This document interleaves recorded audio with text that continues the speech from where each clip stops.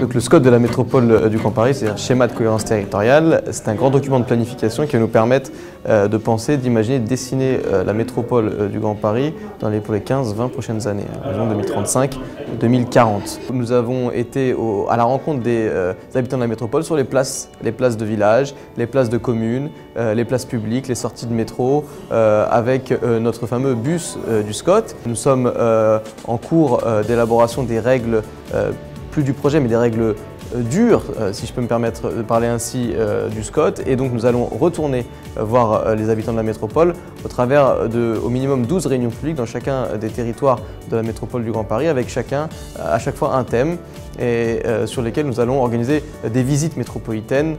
Et on a appelé cette démarche, parce que finalement la démarche du SCOT ça ne fait pas venir grand monde, on a appelé les grands paris de la métropole. Il y a le grand pari d'une métropole verte, c'est-à-dire une métropole où on fait la place belle à l'agriculture en ville, à la nature en ville et à la pleine terre, et impacter du coup la façon dont on densifie notre métropole.